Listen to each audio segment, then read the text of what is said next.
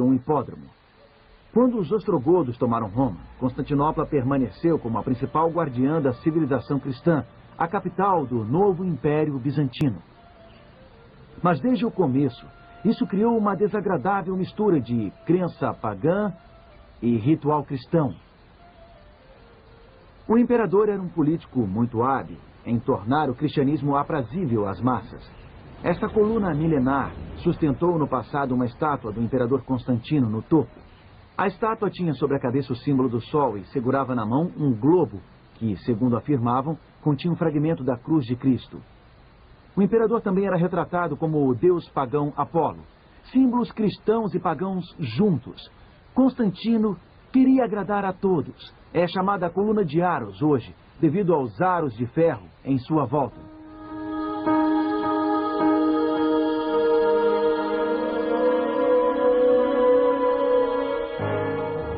Este edifício no centro de Istambul é um monumento ao passado milenar.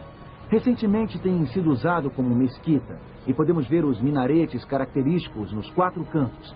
Mas um dia, esta foi a catedral mais imponente de toda a cristandade, a Santa Sofia, a Igreja da Santa Sabedoria. Vamos olhar por dentro.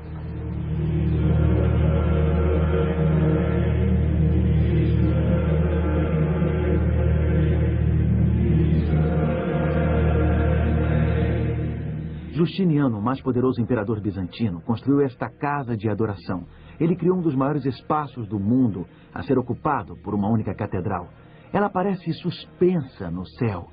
Cada som neste lugar ecoa intensamente até os cantos mais remotos da igreja, até suas galerias resplandecentes. Nos dá a sensação de que Deus ouve, Deus escuta cada oração que é levantada aqui.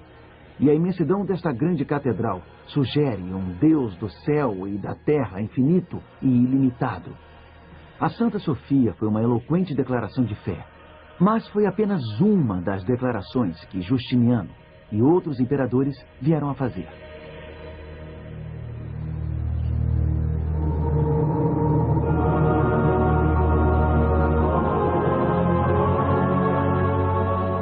Esta é a fachada do Palácio Tekfur, a residência imperial durante os últimos séculos bizantinos. Ele era repleto de prata e ouro, cetim e seda. Ele era repleto, segundo um visitante surpreso afirmou, do que há de mais primoroso em toda a terra. Constantinopla, afinal, tornou-se a capital de um vasto império que se estendia por todo o mundo mediterrâneo. Ia até a Espanha e o Egito. E os imperadores precisavam viver com um certo estilo, precisavam criar cada vez mais monumentos imponentes. Como outro visitante exclamou, que lindas obras em bronze e mármore encontramos aqui.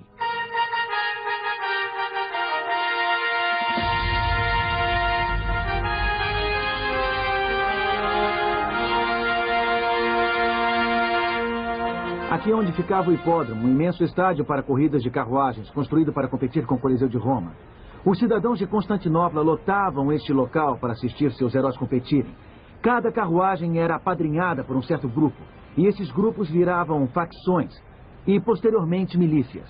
As duas dominantes, as azuis e as verdes, tornaram-se cruéis e violentas. Este povo sabia como conduzir complicados debates teológicos. Vários importantes concílios da igreja realizaram-se em Constantinopla. Eles discutiram sobre a natureza da Trindade e o status de Cristo aqui. Um clérigo visitante escreveu o seguinte: se você perguntar o preço de um pão, receberá a seguinte resposta: o pai é superior e o filho inferior. Se você perguntar, meu banho está pronto? A atendente responderá que o filho nasceu de um milagre. Os habitantes daqui entendiam muito de teologia mística. Eles eram capazes de repetir seus credos facilmente, mas no momento seguinte podiam gritar "mate-os" aos seus rivais aqui no hipódromo. Algumas das edificações mais refinadas de Constantinopla foram queimadas e destruídas durante os motins em função dos altos impostos de Justiniano. Ele precisava de cada vez mais dinheiro para construir seus monumentos. Os azuis e os verdes levaram sua indignação às ruas. Eles destruíram até mesmo a igreja, que mais tarde foi reconstruída, como a Santa Sofia. Justiniano, no entanto, conseguiu trazer a facção azul de volta para o seu lado. Após isso, ele mandou matar 30 mil pessoas da facção dos verdes, bem aqui, neste hipódromo. Durante muito tempo, esta cidade ancorou uma combinação de teologia intelectualizada e violência exagerada. A doutrina sofisticada e a crueldade assustadora tornaram-se estranhas aliadas. Elas se uniram aqui, em Constantinopla. Uma outra coisa estava acontecendo aqui que afetaria tremendamente esta capital bizantina. Esta cidade no estreito de Bósforo, situada entre a Europa e a Ásia. Os turcos otomanos tornaram-se uma força dominante. Eles estavam criando seu próprio império. E este império otomano começou a devorar o império bizantino. Os cristãos em Constantinopla estavam bem protegidos contra ataques terrestres e marítimos. Eles sentiam-se muito seguros por trás das fortificações que incluíam uma linha de 3 muralhas maciças. Eles se orgulhavam dos grandes monumentos que haviam construído para Deus em sua grande catedral. Afinal de contas, o altar era uma laje de ouro maciço, crivado de pedras preciosas. Nenhuma despesa foi poupada neste prédio que exigiu 5 anos de impostos do Egito. Constantinopla era uma cidade muito rica, mas sua energia estava acabando. Sua população estava diminuindo. Seu poder estava enfraquecendo. Sua vida espiritual estava secando. Segundo Charles Dill, uma autoridade no estudo do Império Bizantino, Constantinopla era uma cidade de corrupção descarada. Ele escreveu que no início do século VI, absurdos vícios eram praticados à luz do dia. Crianças prostitutas, sacerdotes viciados em jogo, uma população envolvida em espetáculos sangrentos no hipódromo. As pessoas daqui idolatravam seus prédios religiosos, mas havia muito poucos sinais de um reavivamento espiritual. Finalmente, os turcos otomanos sitiaram esta cidade. Eles trouxeram uma bateria de canhões para destruir as muralhas. Trouxeram 12.000 soldados de elite chamados janízaros para transporem as defesas. Em 1453, os turcos tomaram Constantinopla. A cidade foi devastada. Muitos cidadãos foram massacrados. Era o fim do poderoso Império Bizantino. Na verdade, Constantinopla já estava condenada há várias décadas. Os sinais estavam em toda a parte. A decadência interna era clara. Já havia definhado há muito tempo. Esse terrível massacre poderia ter sido evitado. Mas é claro, era muito difícil abandonar esta estimada cidade. Abandonar o lar. Era difícil abandonar estes belos monumentos. Era difícil abandonar esta magnífica catedral. Até o último momento, muitos habitantes de Constantinopla acreditaram que Deus interviria milagrosamente em favor deles. Afinal, eles não estavam lutando contra os inimigos da fé cristã. Este é o perigo ao qual Jesus se referiu. Nesta mensagem em Apocalipse, esta mensagem aos crentes em Tiatira, ele estava dirigindo-se a crentes sitiados que sentiam-se ameaçados pelo vasto Império Romano. Ele estava dirigindo-se a crentes posicionados nas muralhas com suas armas apontadas para fora. E ele lhes disse: vejam o que está ocorrendo dentro de vocês. É uma doença espiritual e não está melhorando. Veja em Apocalipse capítulo 2, e versículos 22 e 23.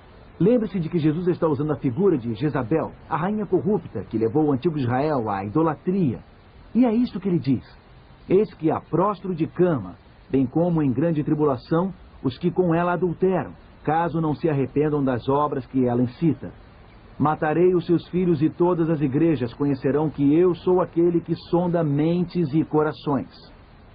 Pode parecer um julgamento cruel, mas lembre-se, Jezabel é uma figura simbólica. O que o grande médico está tentando dizer aqui através do apóstolo João? Ele está tentando tornar o povo de Tiatira ciente de sua doença.